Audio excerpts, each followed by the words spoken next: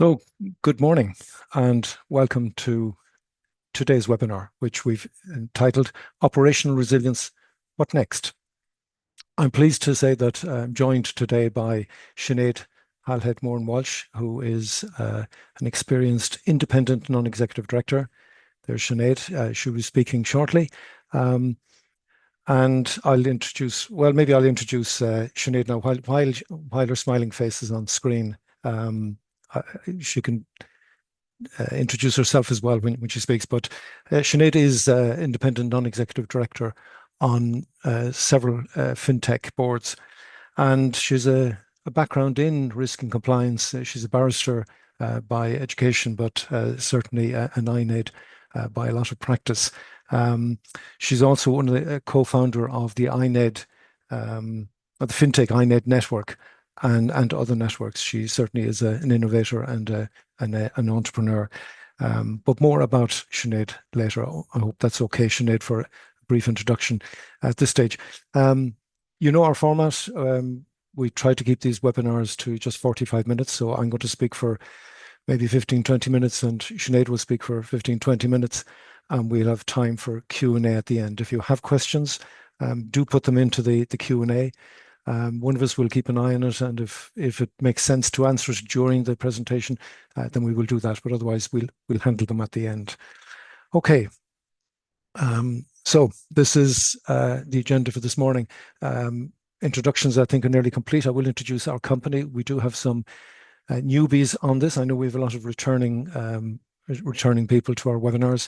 Then I will talk really to set the scene, the current regulatory landscape, defining critical functions and why that's important, that you define what is a critical function in your organization, then mapping, testing and reporting.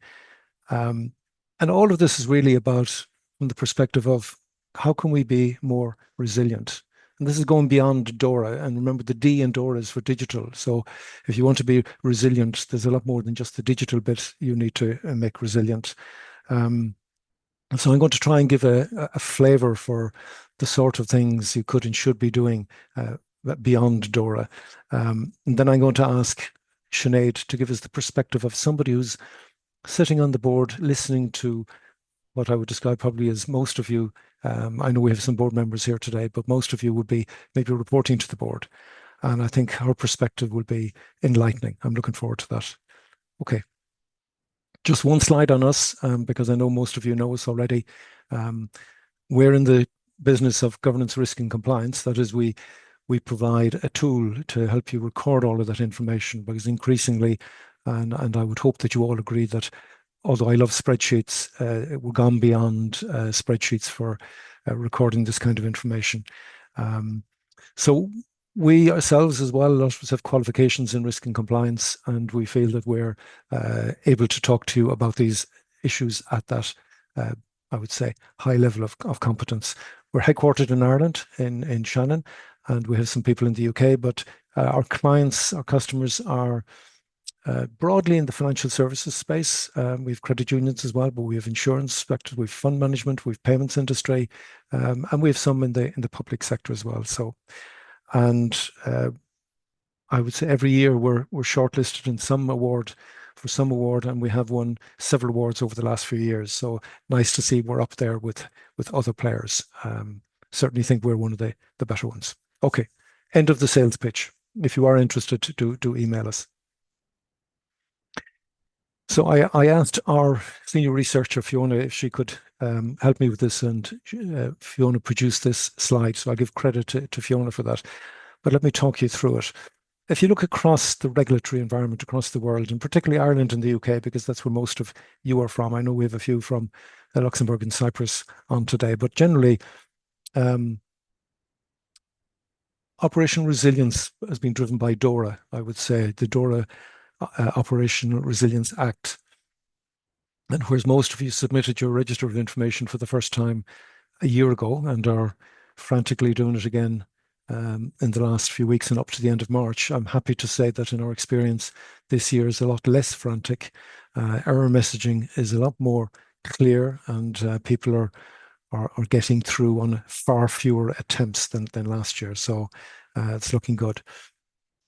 I'm not going to dwell too long on this, but what I picked up is the one change from last year to this year, apart from the better error reporting, is there was an act, another, not an act, but a technical standard, an RTS, published in July of last year. And this is my language, it's about shining more light on the subcontractors. I think you'll see more of this going forward, that it's one thing to know your third parties, but do you know the fourth parties and even the fifth parties? And I would say the regulators are more interested or are interested in you having more visibility up the supply chain. So watch this space. The UK have had an operation resilience framework for a number of years, and I think that was focused on impact tolerances and important business services, is what they called it, the functions, critical functions, scenario testing, mapping. But they've just published and released the update on that, which is, surprise, surprise, material third parties and incident recording. Now, if you look at that and you look at DORA, they are aligned. What's the difference? I think the UK are less prescriptive, and they're not talking about threatening you with fines if you don't comply. But apart from that, the advice and what they expect is consistent with DORA. And across the world, I won't go into all of them, but interestingly, Ireland, the central bank did update their guidance on operational resilience. Again, more aligned with DORA, but no surprises there. In the USA, just look at focusing on strengthening resilience of critical operations in the financial sector. There's a summary, for you. It's not just Europe. It's not just Ireland and the UK. It goes beyond that. It is global, and certainly you see it everywhere. So, because of my background working with ISO and standards, we added in this one here the 22316, and it's due for an update. It is 9 years old, so very shortly you will see an update on this, and it's about organizational resilience. And if you think, operational resilience, you're just grappling with that. Organizational resilience extends that to the whole organization. So you look at financial resilience, you look at reputation, you look at other areas, not just the operational side. That's ultimately where you want to go, that you're a resilient organization. So I think we'd probably do a webinar on that at some stage on organizational resilience. But look, the message I want to give here is that it's not going away. Resilience is something, since the financial crash back in 2007, 8, whenever you think it happened, I think it even started in 6, regulators are doing what they can to make that whole financial services sector more resilient. And it's here to stay. And why wouldn't you do it? Don't you want to be resilient? I did see a quote some years ago from Kevin Knight. He said, survival is not compulsory. I'll leave you with that. Okay. The next slide, I just want to talk about defining critical or important, depending which language you want, business services. The UK call them business services. The DORA, they're referred to as functions. And why this is important? Well, you will have lots of services and functions that you're offering, and they're not all the same. So you might, I think this is a bit digital. What's critical and what's not critical? I think there's levels of criticality, and I'll come to that. But if you understand them, if you have to define which are critical, then you have to look at them a bit more closely. And knowing which ones are critical will inform any incident response plan, any business continuity plan, because if everything is down, somebody, usually the IT department, needs to be told what's priority, what do we need to get back first.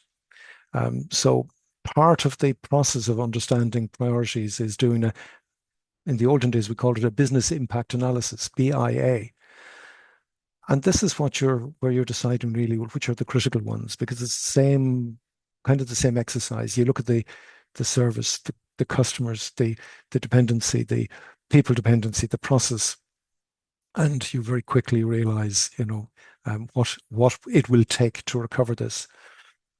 Certainly, if critical services are impacted by an incident, that level of criticality will determine what response you get. Think about it. If you could do without something for 2 days or 2 hours, and you have a disruption, I think you get 2 completely different responses. So know what's critical. Now, consistency is important because, and the regulator is looking for you to tell them how you define what's critical.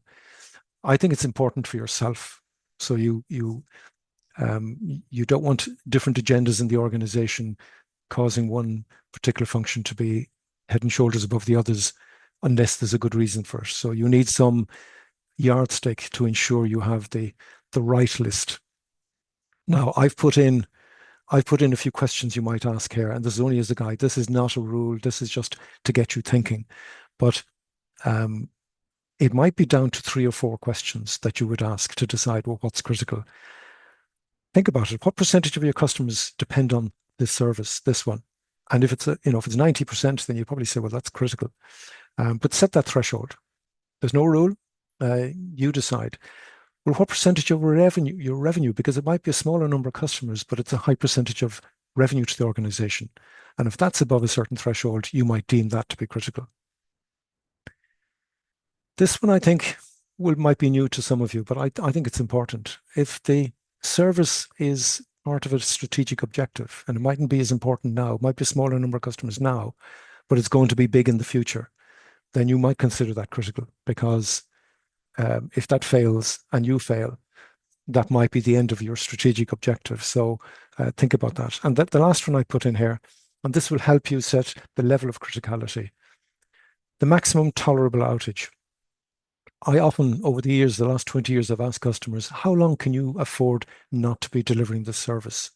It's a telling question, and if people come back with the answer and say, well, 1 hour, because after 1 hour, things start falling apart. That puts it in a different light than if you say, oh, we could be off air for 2 days and hardly anybody would notice. Think about it. It's somewhere in between those two extremes, I would imagine. But this will help you prioritize, again, if you have a disruption. Now, people talk about double materiality, and that's maybe the impact on you, maybe the impact on customers, but I would add a third one, maybe impact on society, or outside of that. Maybe it's not customers, but maybe it's the regulator. What would they consider critical? Maybe you're part of the bigger supply chain in the financial services area, and maybe your failure has further ramifications. You might be focused on your objectives, but you can't ignore the systemic impact, because ultimately that will affect your reputation if you think about it. So think beyond your own organization is what I would say. So get this right, and it will guide you in how you respond. Okay, I think I'm still okay for time. I only have 2 more slides. Mapping, testing, and reporting. And it's 3 concepts, and I've just put in 1 slide. So I'll just talk to this. The mapping. Now, I would say for the last 26 years, I have been a convert to mapping, in the sense of having a diagram, having a map, flow chart, if you wish, process flow. And the reason I'm a convert to it is because when you start mapping it out, you'll find the weaknesses. And you want to find the weaknesses, because that's where the resilience, that's where the cracks will develop and disruptions will occur.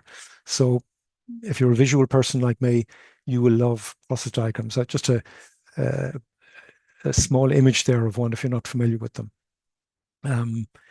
It will find a lot of gaps in your processes. So do that. But at least if you don't do that, then write down the description of each of those services you provide, the dependencies, the people you depend upon, the technology you depend upon, whether it's hardware, software, and of course the third parties you depend upon.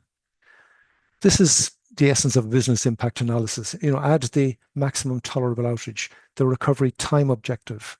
And the difference is, by the way, I think RTO is usually about half of MTO.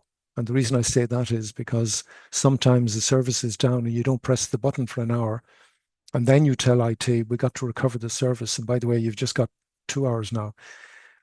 So if the MTO is 4 hours, I think RTO is probably about 2 hours. It's certainly going to be always less. But this is setting expectation for how quickly a service can be restored. It also sets limits, I would say, the options and the strategies you have for recovery. I mean, if recovery has to be down into the minutes, then you're talking about dual systems. You're talking about, mirrored servers. You're talking about a more expensive solution. You can't do that for everything, but certainly know the ones that are critical. And RPO's recovery point objective, that's how much data can you lose? Can you go back to last night's backup, or do you need the backup from 10 minutes ago? Again, depending on your answer, will determine the options you have and the cost.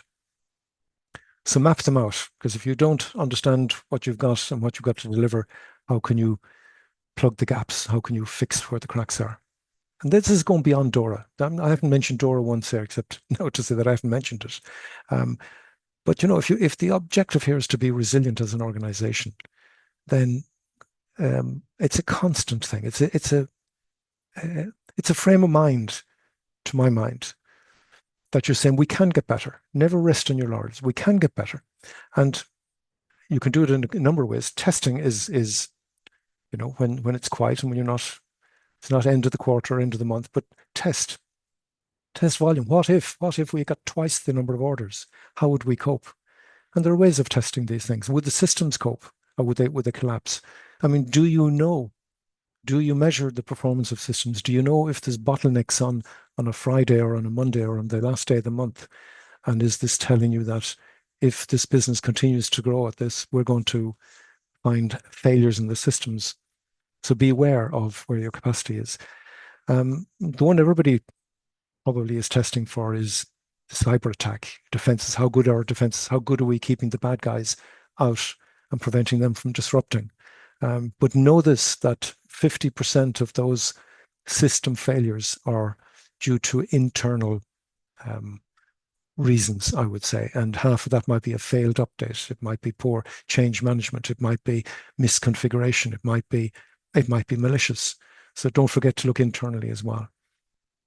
And test for other disruptions. I mean, we did a workshop with a client last year, the year before, to see, what could disrupt the service. And cyber attack was one of 25. I mean, we started with, maybe the top level ones like systems, and what could cause a system to be halted, not working. Yes, cyber attack, but it could be a power loss. It could be a hardware failure. It could be a failed update. So there were a number of other reasons as to why a system might fail. And then you add building loss. You ask severe weather. You add loss of power to the building, maybe gas, maybe water. I used to manage a call center, and we ran out of water one day. And after 3 hours, we were nearly sending people home. So don't just think of cyber attack. Think of all of the other disruptions that can happen. And test your plan. Do it with scenario testing. You don't have to pull the plug on things to see how you'd respond. But scenario exercises are a very cost-effective way of seeing how you would cope for a particular scenario.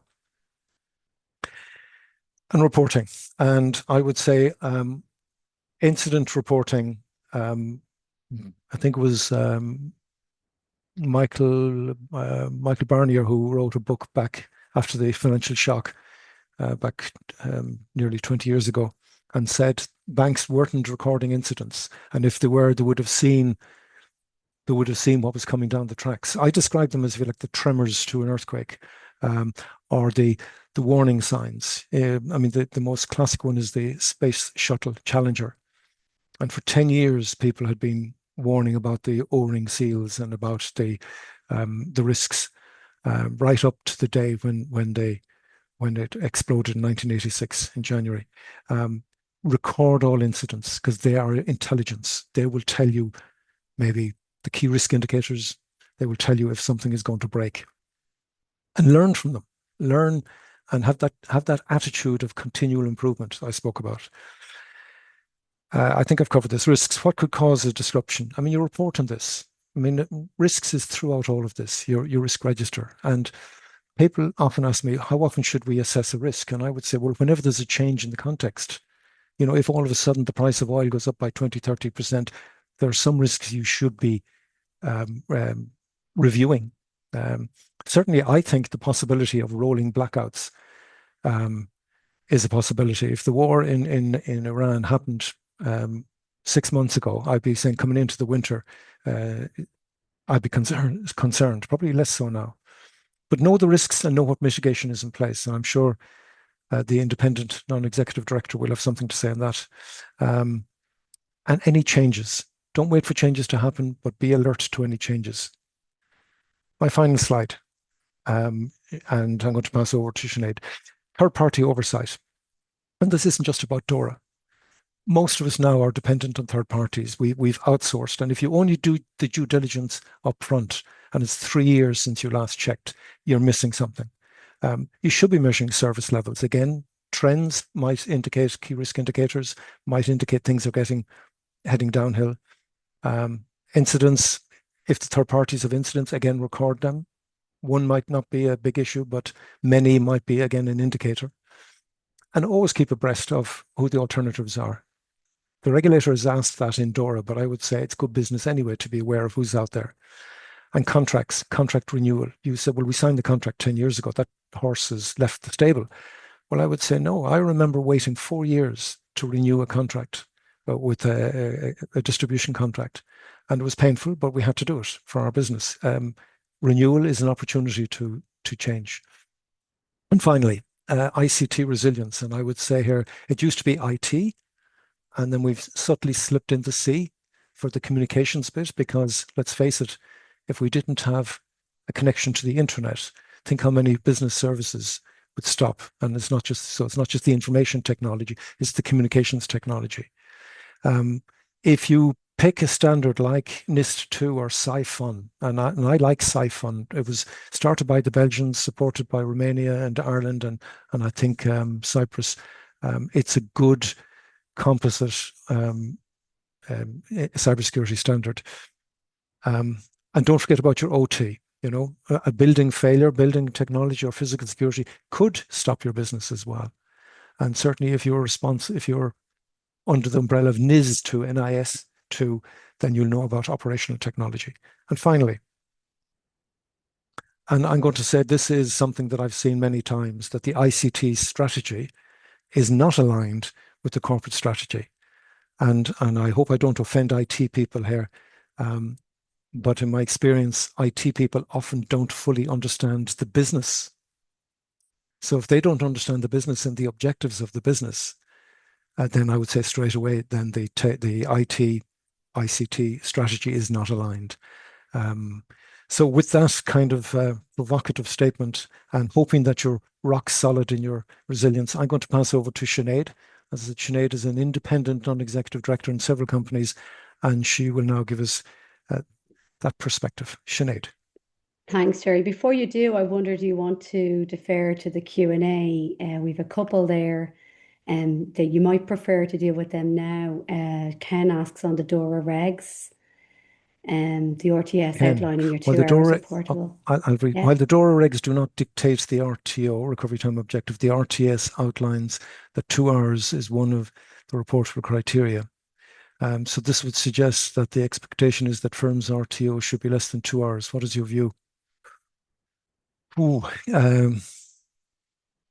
nobody can tell you what that is my view. You might decide it's 2 hours, you might decide it's 4 hours. As long as you can justify it to any regulator. I don't think anybody except your organization can set that 2 hours. That would be my opinion.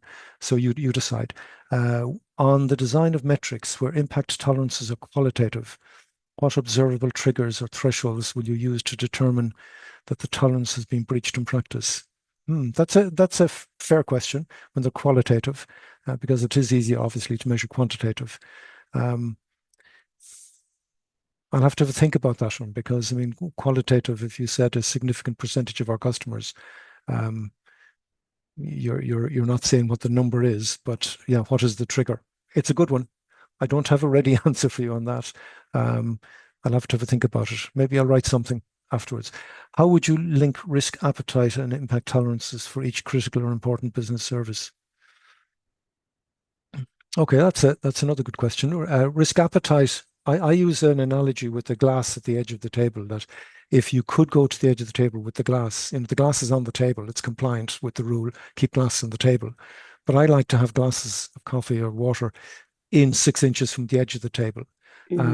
So if you think of impact tolerances, they should be certainly within what's achievable for you. And I think your capability will grow over the years and you'll be able to take more risk and have things closer to the edge. But depending on the organization, I would say there is a direct correlation between risk appetite and impact tolerances. And so know your capability.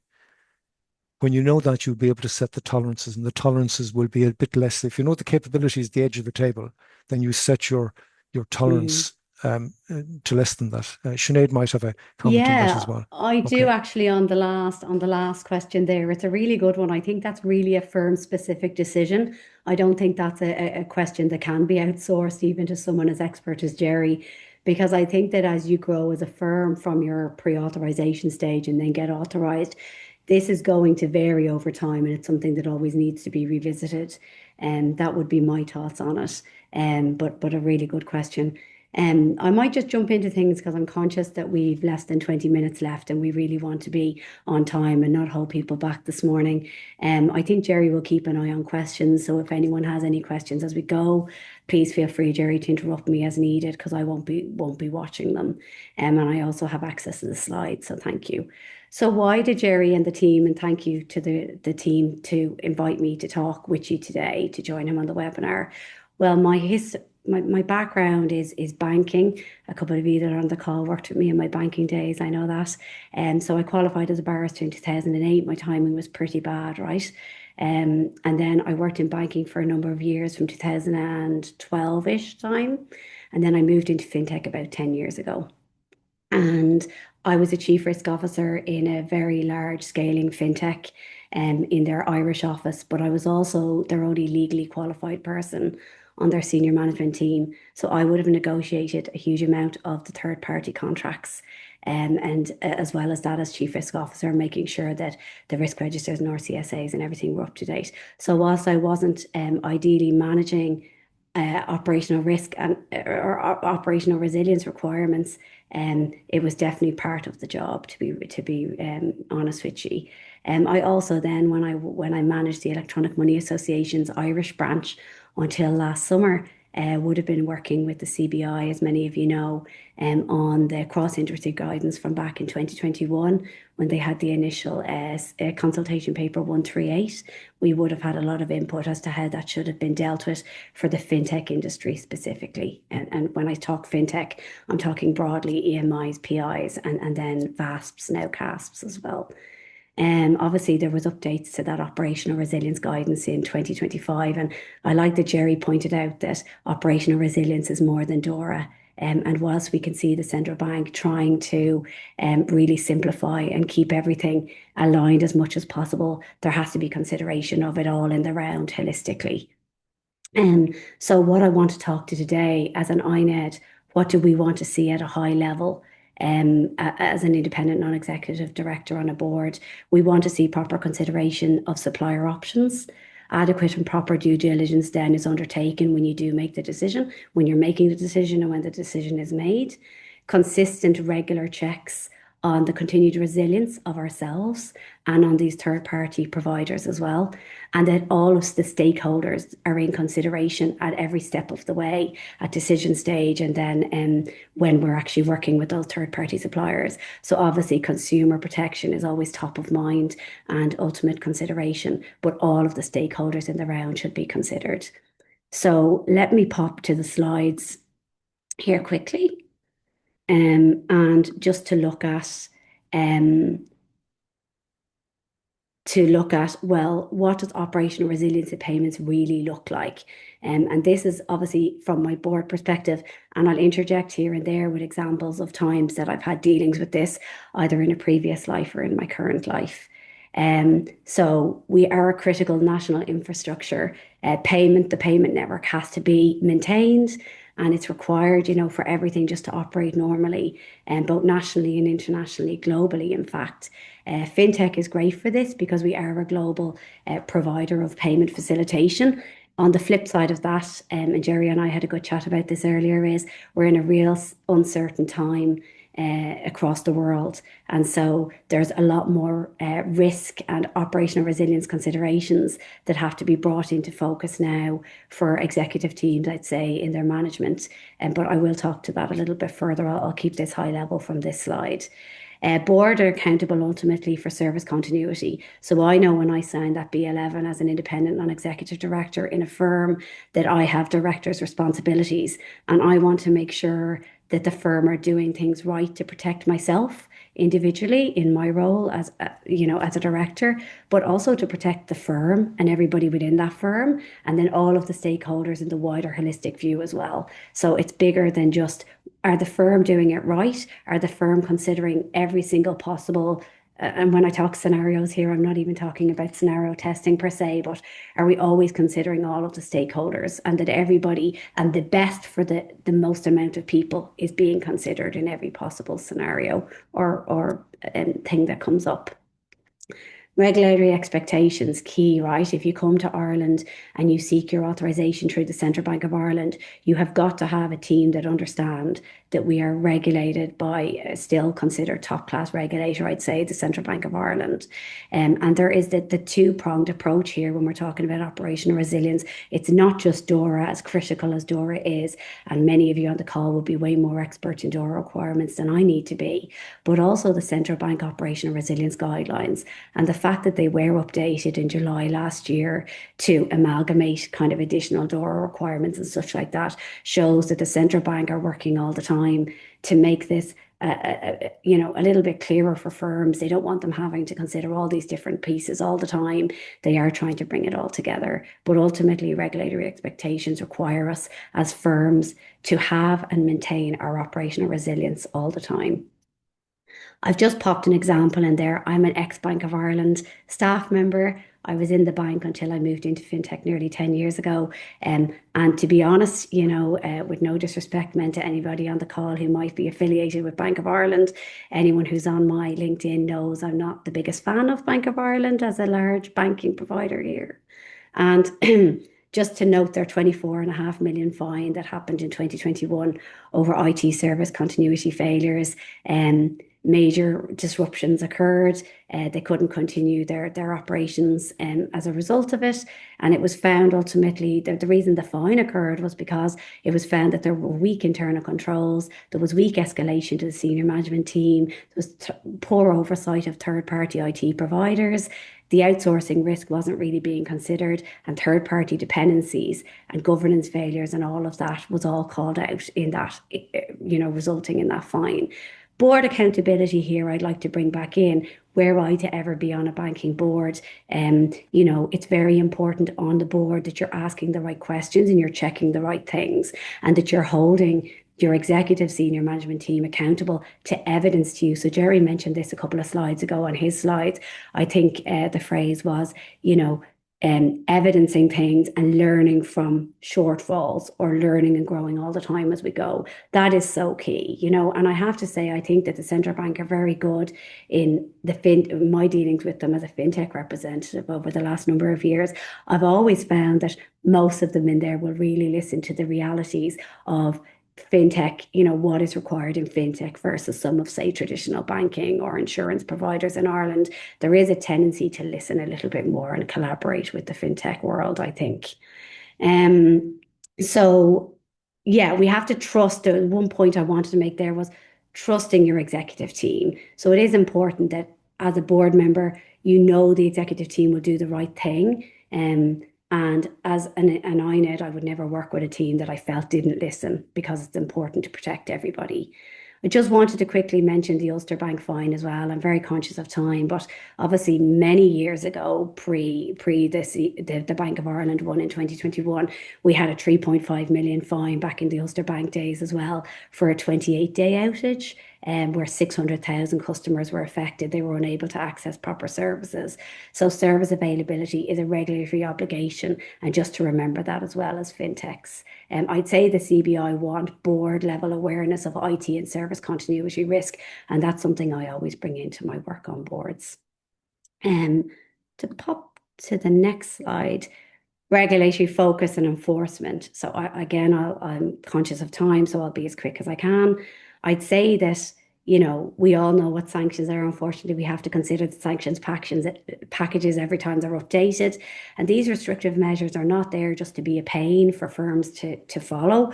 It's to minimize the impact on civilians, on humanitarian efforts, and then the economic sanctions. If they're making, banking or trade bans, there's a reason why that's being put in by the EU that we have to follow as an Irish regulated firm.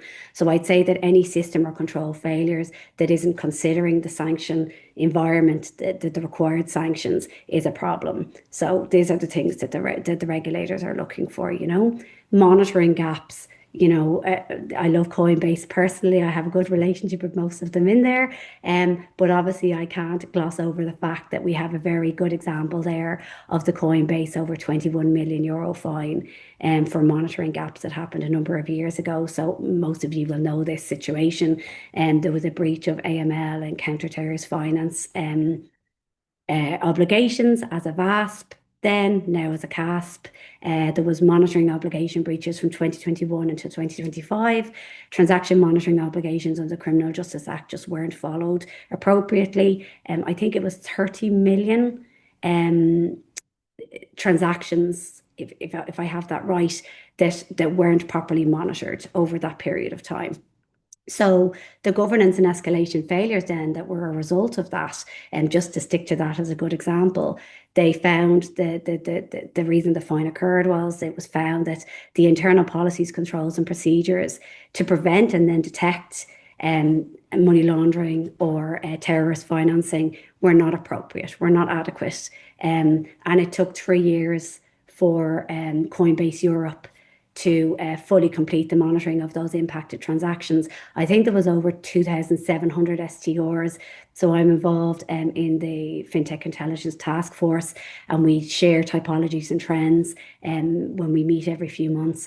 And I think there was something like 2,700 and something STRs reported to the FIU from Coinbase as a result of their remediation efforts over that period of time.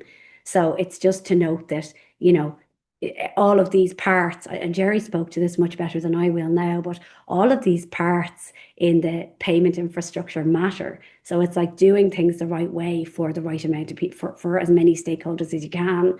And then when you don't do it right, remediating it appropriately, and at least being on the steps to proper remediation, documenting everything, evidencing everything. And I, as a board member, have no problem if we don't do things right, as long as we call out that we've made a mistake, we communicate it as appropriate to whoever it needs to be communicated to, which can include the central bank. And then we're remediating appropriately with actionable target dates and owners for remediation. That's really important. And I come to this actually a bit further on. There's no point in having a plan or a procedure in place, but nobody knows how it works in reality. That's ineffective. And just the final point there is the customer impact piece. Regulatory priority is always what is the impact ultimately on the consumer. That's why they're there. The CBI are not there as a fourth line of defence. They will say that often. They're there to make sure that we look after everybody, but ultimately that there's a proper functioning financial services system in Ireland, and fintechs are a big part of that nowadays. I'd say probably the biggest part of it. But they'll always have consumer protection at the core. So to my final slide on board priorities. So, the slide does really speak for itself, but define your critical services providers and tolerances. And Jerry already spoke to this, and a good question was raised around critical outsourcers, right? It's not my job as an independent non-executive director to tell you what those critical service providers are, but certainly to be there as a board collectively as needed, or as an individual if you want to link in with me, and my boards know they, or my firms know they always can, and to link in to get kind of a second thought on whether this could be a critical service provider or not, and then those critical service providers being dealt with appropriately. And so us as the board to oversee that business decision, not to make that business decision, and to sign it off as appropriate. Demanding real resilience testing. And this is, to me, beyond threat-led penetration testing. And it's, and Jerry and I had a good chat about this earlier this morning. Realistic, I think the phrase you used, Jerry, was plausible scenarios, and you could correct me on that if I'm wrong. But for me, it's realistic scenarios. And unfortunately, we're in a time geopolitically at the moment where what we might not have considered a realistic scenario pre-pandemic, um, is definitely considered a real scenario today. I think, Jerry, you spoke to, online outages and stuff like that. There's so much here that can impact even just being able to physically get to the office if things get so bad that people can't get in their cars, right? So, so much we could talk to here, but that's for every individual firm to assess. And scenario testing, and I know Jerry is as big a fan of this as I am, having your scenario testing actually happening, not just writing down how this could work, but actually doing the testing. Managing your third party, your cloud, and your payment service provider risks. What are the challenges to this and what's the best approaches? So look, I can talk to a couple of years ago when DORA was coming in, and a lot of the smaller fintechs were saying that they didn't really feel they had much leverage with a lot of the big third party providers because they're a small little fish in a very big payment service pond.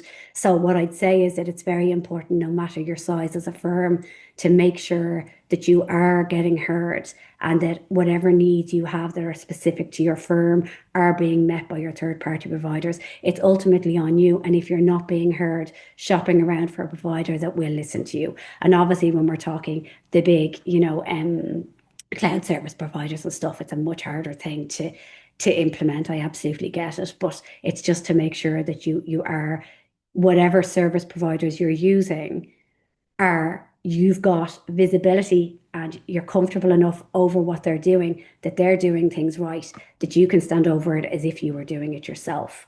That in one sentence is hopefully a little bit clearer. So ensure rapid incident escalation. This is so key for me as a board member. If I feel there's a delay in coming to the board and letting us know there's a problem, I mean, literally picking up the phone and saying, we've had this incident, it's really worrying. I would really lose faith in the firms that I'm working with if they weren't doing that. Everything then has to be documented and understood. So Jerry spoke to this. What are the lessons you've learned from what happened? What are we remediating? Have we already remediated, and what's going to be different the next time? And then just to say, align it with DORA and CBI operational resilience guidance requirements. So as an Irish firm board member, I want to make sure that the senior leadership team and the wider firms that I'm working with are considering their operational resilience in line with both. It's not okay to just be one or the other. On just to mention, and I'm conscious we've only a couple of minutes left, on the scenario testing and succession and such like that, I wanted to speak to as well. Backup plans are ideal in a scenario where you've got especially critical third party service providers. They're not always possible. So what I'd say is that doing your best towards that is important. And if you have got scenarios, ownership of the different requirements within those scenarios is key. Having scenarios written out and nobody knowing who does what in a critical operational resilience occurrence is no use. You have to be able to act what's written down, walk the walk, I suppose. That's it for me. And I think we're open to Q&A. Jerry, do we have time? Yeah, we have time. We have a Oh, you we were have much a better than minute. me at keeping to time. Yeah, we've 2 minutes. Great. I I don't don't know why see any other my camera questions there. resets every time I turn it on. I haven't figured that one out yet. Let me just have a look at the Q&A. I didn't see any more coming I didn't in. see any more. I was Yeah. glued to listen to you. Um, but if I can comment on your last one about on the scenario testing, because yes, I am a fan, and I was preparing a scenario for a client some months ago, and I asked I'd gone to call Patrick and Michael, and I asked Patrick, who will people call if this happens? It was a cyber attack, and Patrick said Michael, and I asked Michael, and he said Patrick. Oh And that, gosh, of course. yeah, Yeah. and that told me something. So on in my Mm. scenario, I had Patrick on holidays for the incident, and people, some of the people were looking for Patrick. But um, you're right. In the when you do a scenario exercise, very quickly it becomes apparent, I think, that we haven't actually said, who's responsible for this. I mean, I'm always saying have teams, have people responsible, and then have alternates. Because Murphy's Law that Sinead is actually on holidays this week when we have a disaster, and she was the responsible person. So, yeah, you need to think even one step beyond the responsible, Yeah. that the alternate person can step in because somebody will be Yeah. on holidays. Yeah. Yeah, and I think it's fair to say, and I know we're at time, but I think it's fair to say that if you're looking at succession planning, even in terms of just your critical leadership team, and you have successors there, if you've already done that, this is the next step. Look at your plausible scenarios, and consider absolutely, as Jerry said, if you have to have backup. Even one person owning everything being fixed is never going to work. You have to have a team of people, and that kind of segues nicely into my final point. Use your team. As Jerry very well said, if the IT people don't know how the business is operating, if you don't have your IT people at your strategy sessions, there's something missing, because everybody has to know what's going on and what the key objectives are. Otherwise, you're fighting against the Yeah. current all the time. Thank you, Jerry, for having me. Thank you, Sinead, for joining us on this.